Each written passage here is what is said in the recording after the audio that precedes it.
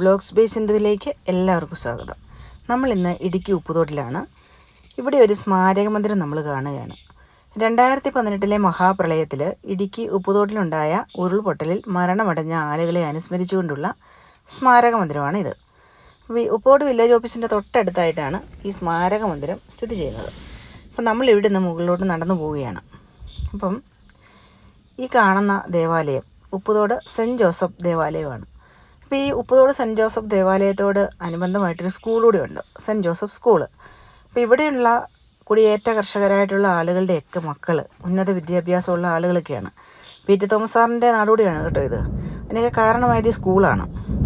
അപ്പോൾ ഈ കാണുന്ന വഴിയിലൂടെ, അതായത് ഇത് പള്ളിയുടെ സെമിത്തേരിയാണ്. ഈ വഴിയിലൂടെ നമ്മൾ മുന്നോട്ട് പോവുകയാണ്. ഇതൊരു ഓഫ് റോഡായിട്ടല്ലേ നമുക്കിപ്പോൾ തോന്നുന്നത്. ശരിക്കും പറഞ്ഞാൽ ഈ വഴി മുമ്പ് ഈ വഴിയായിരുന്നു ഉപ്പുതോടിന് പോകാനുള്ള പ്രധാന വഴി. ആളുകൾ നടന്നു പോകുന്നതും വണ്ടി പോകുന്നതും ഒക്കെ ഈ വഴിയായിരുന്നു. അപ്പം നമ്മൾ ഇവിടുന്ന് ഉപ്പുതോട് പ്രകാശ് റോഡിലേക്ക് കയറുകയാണ്. അപ്പോൾ അവിടെ നിന്ന് നമ്മൾ ഉരുൾപൊട്ടൽ നടന്ന സ്ഥലത്തേക്കാണ് പോകുന്നത്. അപ്പോൾ ഈ മലയുടെ മുകളിൽ മണ്ണിടിഞ്ഞൊരു ഭാഗം കാണുന്നില്ലേ, ആ മണ്ണിടിഞ്ഞ ഭാഗത്ത് നിന്ന് ഉരുൾ പൊട്ടി ഈ റോഡിന് മുകളിലൊരു വീടുണ്ടായിരുന്നു. ആ വീടുമൊക്കെ എടുത്ത് അപ്പോൾ ഈ ഉരുൾ താഴോട്ട് ഒഴുകി ഈ റോഡിലൂടെ ഒഴുകി, അപ്പോൾ നമ്മൾ ഈ കാണുന്ന ഈ ഭാഗത്തൂടെ ഒഴുകി ഈ മുന്നോട്ട് ഒഴുകി ഇവിടെ ഒരു വീടുണ്ടായിരുന്നു. ആ വീടും എടുത്ത് താഴോട്ട് 2 കിലോമീറ്ററോളം ഒഴുകി ഈ ഉരുൾ. അപ്പോൾ ഈ വീട്ടിൽ 4 ആളുകളുണ്ടായിരുന്നു. ഒരു അച്ഛനും അമ്മയും മോനും, ആ മോൻ്റെ ഒരു സുഹൃത്തും ഉണ്ടായിരുന്നു. അതിൽ അമ്മയുടെ ബോഡിയൊന്നും കിട്ടിയിട്ടില്ല കേട്ടോ. അവർ 4 പേരും ഈ ഉരുൾപൊട്ടലിൽ മരണമടയുകയാണ് ചെയ്തത്. 2018 ഓഗസ്റ്റ് മാസം 17-ാം തീയതി വെള്ളിയാഴ്ച രാത്രി 9 മണിക്കാണ് ഉപ്പുതോട്ടിൽ ഉരുൾ പൊട്ടുന്നത്. അപ്പോൾ 2018 ഓഗസ്റ്റ് മാസം 8-ാം തീയതി തുടങ്ങിയ മഴ 14-ാം തീയതി ആയിക്കഴിഞ്ഞപ്പോൾ ശക്തി പ്രാപിച്ചു. അപ്പോൾ ഇങ്ങനെ തുടർച്ചയായിട്ട് ഒരാഴ്ചയൊക്കെ മഴ പെയ്ത് കഴിഞ്ഞാൽ ഇവിടെ പല സ്ഥലങ്ങളിലും ഉരുൾ പൊട്ടും. അതാണ് ഇടുക്കിയുടെ ഒരു കാലാവസ്ഥ. അപ്പം 14-ാം തീയതിയൊക്കെ ആയി കഴിഞ്ഞപ്പോഴത്തേന് ആളുകൾക്കൊക്കെ പേടിയായി തുടങ്ങി. ഉരുൾ പൊട്ടുമെന്നുള്ള ഉറപ്പായി. മഴയ്ക്ക് കുറവൊന്നും സംഭവിക്കുന്നില്ല.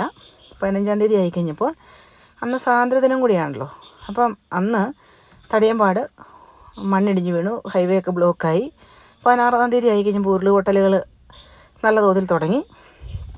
അങ്ങനെ കരിമല്ലിലേക്ക് ഉരുൾ പൊട്ടി, പേപ്പാറ ഉരുൾ പൊട്ടി, 17-ാം തീയതി ഉപ്പുതോട്ടിൽ ഉരുൾ പൊട്ടി. അപ്പോൾ കരിമല്ലിൽ ഉരുൾ പൊട്ടി കഴിഞ്ഞപ്പം അവിടെ മരിച്ച ഒരു ചേട്ടനും ചേച്ചി, അവരുടെ വീടൊക്കെ നഷ്ടപ്പെട്ടു പോയി.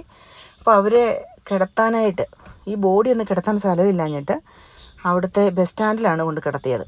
അപ്പം പേപ്പാറയാണെങ്കിൽ ഒരു വീട്ടിലെ 4 പേരാണ് ഉരുൾപൊട്ടലിൽ മരിച്ചത്. ഇവിടെ അതുപോലെ തന്നെ 4 പേര് മരിച്ചു. അപ്പോൾ അങ്ങനെ ഒത്തിരിയധികം ആളുകൾ ഈ പ്രളയത്തിൽ മരണമടഞ്ഞിട്ടുണ്ട്. അപ്പോൾ ഈ മരണമടഞ്ഞ എല്ലാ ആളുകളെയും അനുസ്മരിക്കുകയാണ് നമ്മളിപ്പോൾ ഈ അവസരത്തിൽ കേട്ടോ.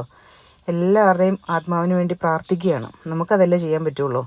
അപ്പോൾ ഇടുക്കിയെ സംബന്ധിച്ച് ഇടുക്കി സുന്ദരഭൂമിയാണെങ്കിലും ഒരു പ്രളയമോ അല്ലെങ്കിൽ പ്രകൃതിയുടെ ഒരു ക്ഷോഭമോ ഒക്കെ വന്നു കഴിഞ്ഞാൽ ഇവിടുത്തെ അവസ്ഥ വളരെ ദയനീയകരമാണ്. പുറത്തോട്ട് പോകാനായിട്ടുള്ള വഴികളെല്ലാം അടഞ്ഞു പോകും. അപ്പോൾ കളക്ട്രേറ്റിൻ്റെ അവിടുത്തെ വഴി ഇടിഞ്ഞിട്ട്, റോഡ് ഇടിഞ്ഞു പോയിട്ട്, ഹൈവേ ഇടിഞ്ഞു പോയിട്ട് കളക്ട്രേറ്റിന് അകത്തൂടെയായിരുന്നു വണ്ടികൾ കടത്തി വിട്ടുകൊണ്ടിരുന്നത്. അത്രയധികം ബുദ്ധിമുട്ടുകൾ ഇവിടെ അനുഭവിച്ച ആളുകളാണ് ഇവിടെ ഉള്ളത്. മണ്ണിനോടും വന്യമൃഗങ്ങളോടും ഒക്കെ പോരാടി കഴിഞ്ഞ ഒരൊറ്റ ആളുകൾ, നല്ല മനുഷ്യർ ജീവിക്കുന്ന ഒരു സ്ഥലമാണ് ശരിക്കും പറഞ്ഞാൽ ഇടുക്കി. അപ്പോൾ നമ്മൾ ഈ കാണുന്ന റോഡില്ലേ, ഈ റോഡ് 40 വർഷക്കാലം മൺറോഡായിട്ട് കിടന്ന കേട്ടോ.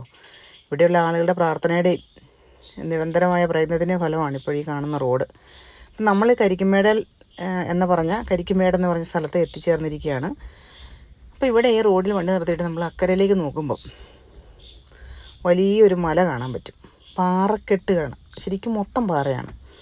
അപ്പോൾ ഈ പാറക്കെട്ടുകൾ അവിടെ ഇവിടെയൊക്കെ ആയിട്ട് മരങ്ങളൊക്കെ നമ്മൾ കാണുന്നുണ്ട്. പച്ച നെറ്റ് കെട്ടിയേക്കുന്ന കണ്ടോ.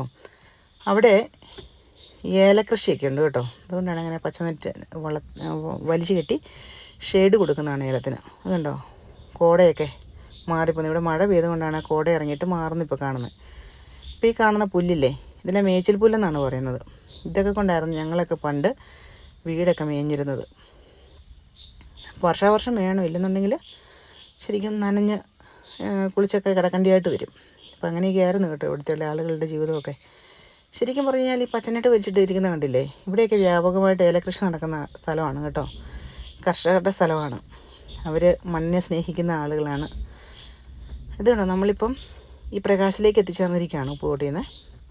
അപ്പോൾ ഈ പ്രകാശിൽ ആണ് ശരിക്കും മകേഷിൻ്റെ പ്രതികാരം എന്ന സിനിമയുടെ ഷൂട്ടിംഗ് നടന്നത്. ഭാവന സ്റ്റുഡിയോ ഒക്കെ ഈ പ്രകാശിലായിരുന്നു കേട്ടോ. അപ്പോൾ നമ്മളിവിടുന്ന് ഉദയഗിരിക്ക് പോവുകയാണ്. ഉദയഗിരിയിലെ ഒരു തേയിലത്തോട്ടമാണ് ഈ കാണുന്നത് കേട്ടോ. ഇവിടെ വ്യാപകമായിട്ട് ആളുകൾ ഏലം കൃഷി ചെയ്യുന്ന പോലെ തന്നെ തേയിലയും കൃഷി ചെയ്യുന്നുണ്ട്. അപ്പോൾ ഇതിന് മുകളിൽ ഈ റോഡ് വഴി മുകളിലോട്ട് കയറിയിട്ട് വേണം ശരിക്കും ഫോട്ടോ എടുക്കാനായിട്ട്. നമ്മളിപ്പോൾ ഇവിടെ ഫോട്ടോ എടുക്കുന്നില്ല. ഇതിപ്പോൾ നമ്മൾ ഉദയഗിരിയിൽ നിന്ന് നീലവേലിനുള്ള വഴിയാണ് പോകുന്നത്. നല്ല ഇറക്കമാണ് കേട്ടോ. ഇറക്കമെന്ന് പറഞ്ഞാൽ ഒന്നൊന്നര ഇറക്കമാണ്. അപ്പോൾ ഞാൻ ശരിക്കും പറഞ്ഞാൽ ആലീസിന് വേണ്ടിയാണ് ഈ വഴിയൊക്കെ പോകുന്നത്. നമുക്ക് തെങ്ങോണിക്ക് പോകാൻ വേറെ നല്ല വഴിയൊക്കെ ഉണ്ട്. അപ്പോൾ ഈ ഇറക്കം ഇങ്ങനെ ഇറങ്ങി വണ്ടി പോകുമ്പോൾ വണ്ടിയുടെ ആ ഒരു കുലുക്കമൊക്കെ നമുക്ക് കാണാമല്ലോ. ശരിക്കും പറഞ്ഞാൽ എൻ്റെ അമ്മച്ചിയെ എന്നൊക്കെ പറഞ്ഞ് കാറിക്കൊണ്ട് പോകേണ്ട വഴിയാണിത്. അപ്പോൾ നമ്മൾ ഈ നീലവേലി വഴി പോകുമ്പോൾ ഒരു കാര്യം പറയട്ടെ, വിവാദമൊന്നും ആക്കണ്ട കേട്ടോ.